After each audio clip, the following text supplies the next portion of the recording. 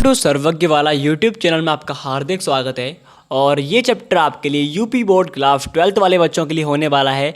Chapter का नाम है द लास्ट लेसन, जो कि इंग्लिश का है आपका फ्लेमिंगो में से, और एनसीईआरटी बेस्ड पर है। मैं जानता हूँ कुछ बच्चे यहाँ पर किसके होंगे, हिंदी माध्यम के होंगे, यानी हिंदी मीडियम के, मुझे अच्छी तरह से मालूम है। और हिंदी मीडियम वाले बच्चों पर कई बच्चे ऐसे हैं जिन पर इंग्लिश पढ़ने के साथ साथ उसकी हिंदी भी नहीं आती है, और तो पेपर में क्या लिख के आएंगे। चिंता मत कीजिए, मैं आपको एक ऐसा तरीका बताऊंगा जिससे कि आप एग्जाम में पूरी तरीके से लिख के आओगे। तो पहला क्वेश्चन है यहाँ पर है शॉर्ट का आंसर। मैंने आपके लिए यहाँ पर शॉर्ट आंसर टाइप किए हैं। तो पहला क्वेश्चन है what was the bulletin board. Okay, how was it important.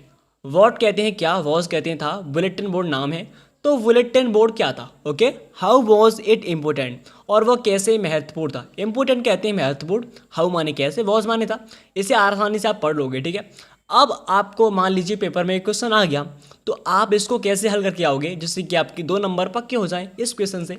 तो यहाँ पर देखिए, मैंने इसका आंसर लिखा है रेड कलर में, the bulletin board as an official information giving board to the people of the area.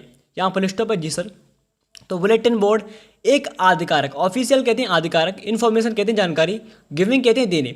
तो जो बुलेटिन बोर्ड था वो एक आधिकारक जानकारी देने के लिए, बोर्ड ऑफ द पीपल, किसको, पीपल लोगों को, ऑफ द एरिया उस क्षेत्र के, मतलब उस क्षेत्र के लोगों को जानकारी देने के लिए बुलेटिन बोर्ड आधिकारक महत्वपूर्ण था। बोल लोगे हाँ सर।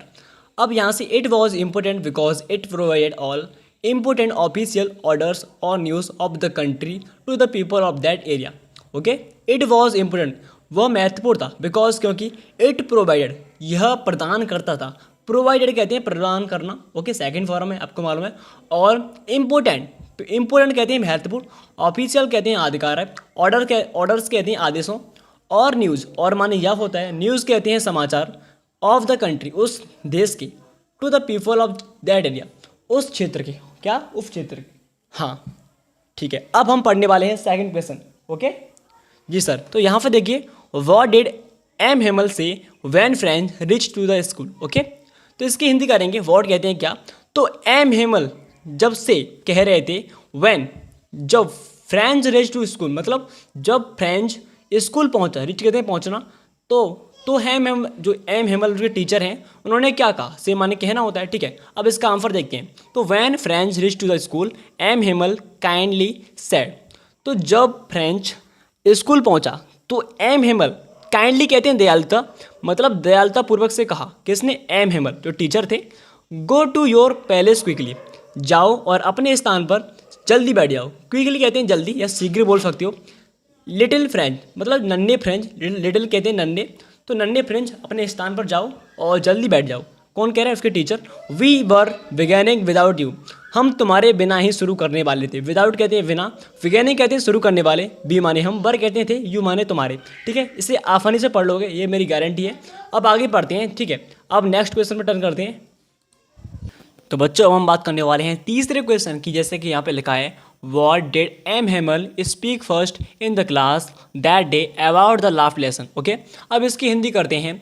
तो एम हेमल मतलब दैट डे कहते हैं उस दिन, तो उस दिन लास्ट लेसन अंतिम चैप्टर यानी कि अंतिम पार्ट के बारे में एम हेमल ने क्या बोला।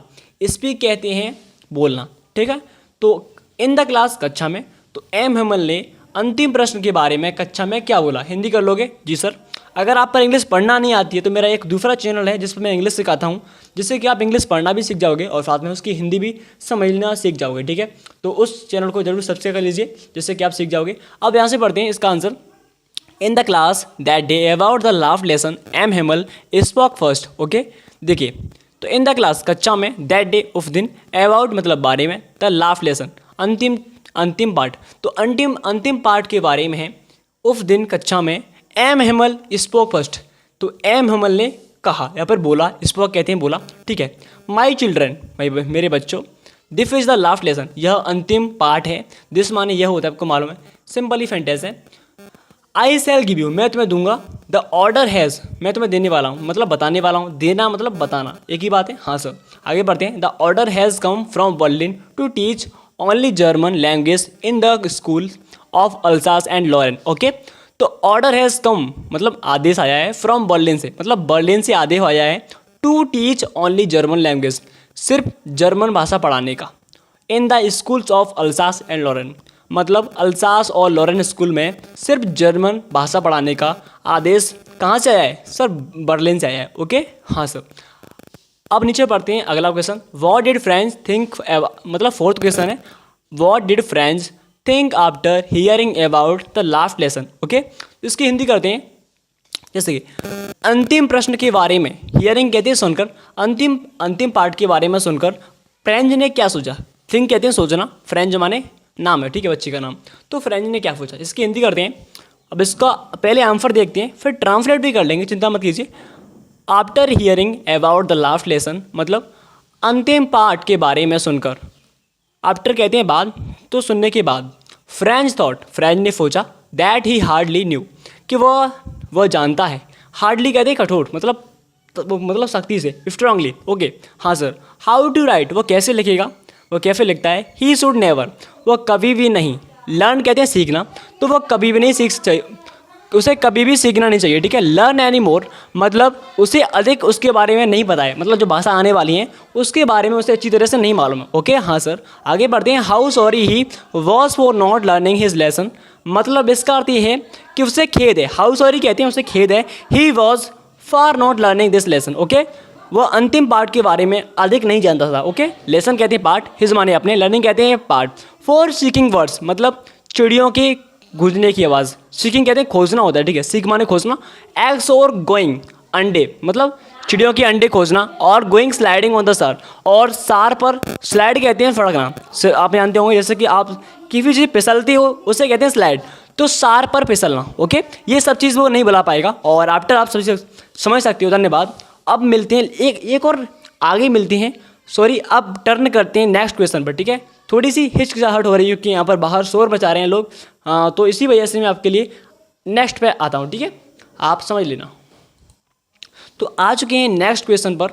अब मैं आपसे माफ़ी चाहता हूँ बिकॉज क्योंकि यहाँ पर लोग बाहर बहुत ही शोर मचा रहे हैं, झगड़ा कर रहे हैं, इसी वजह से मैं आपके लिए सिर्फ अगले पार्ट में आपको समझा दूंगा, बट आपको डायरेक्टली यहाँ पर सीख लेना है। 5वां क्वेश्चन है, did French receive the participle how. Okay, आगे इसका आंसर है no, French did not receive the participle because when it was his turn to recite the rule of participle he got mixed upon the first words. Okay, ये इसका answer, आपको ये थोड़ा सा पढ़ लेना है, बट मैं आपको सिखा दूंगा अगले पार्ट में।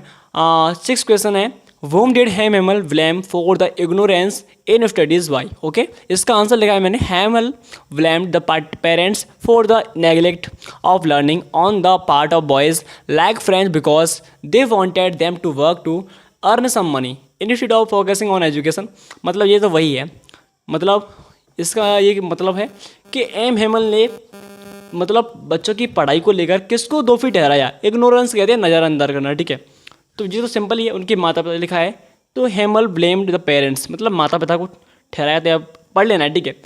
आगे पढ़ते हैं बिकॉज आप जानते हो कि शोर हल्ला कितना कर रहे हैं लोग, तो प्लीज़ आपसे माफ़ी चाहता हूँ मैं।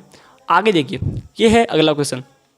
What did M. Hamel say about the language and its importance? Okay, इसका आंसर लिखा है, Hamel said the French is the most beautiful language। मतलब हेमल कहता है बेचारा जो टीचर था कि फ्रेंच एक बहुत ही मोस्ट इम्पोर्टेंट, मतलब बहुत ही अति महत्वपूर्ण और सुंदर भाषा है इन द वर्ल्ड, पूरे संसार की। Okay, it is the clearest and most logical language. यह बहुत ही साफ और मोस्ट कहते हैं अधिक तार्किक भाषा है। ये पढ़ लेना है, ठीक है भैया आपको। ही सैड, उसने कहा दैट दे कि वे मस्ट ऑल गार्ड इट, कि वे इसकी सुरक्षा करते हैं। It and never forget it, इसे हमें कभी नहीं भूलना चाहिए। इट बिकॉज, क्योंकि वैन पीपल आर इंस्लेव्ड, मतलब जब लोग गुलाम होते हैं, if they hold fast to their language, तो वे इस भाषा की पकड़ रखते हैं। लैंग्वेज कहते हैं भाषा। ओके, हाँ sir. It is as if they have the key of the their prison. Okay, तो यह ही एक जेल, मतलब प्रिजन कहते हैं, केस कैदी कहते हैं, ठीक है। तो यही एक कैदी के लिए उसकी चाबी है। ओके, हाँ सर। इसकी हिंदी कर लेंगे। जी सर। तो लोग बहुत शोर बचा रहे हैं बाहर, मैं माफ़ भी चाहता हूँ बिकॉज ये पार्ट के लिए आप धन्यवाद देना चाहता हूँ। बस आप मुझे कमेंट कीजिए कि आपको ऐसा पार्ट चाहिए या नहीं चाहिए। धन्यवाद। और कुछ और सब्जेक्ट के बारे में आपको जानकारी चाहिए तो प्लीज़ कमेंट जरूर कीजिए। धन्यवाद। आप सभी बच्चों को जीवन में सफलता जरूर मिले।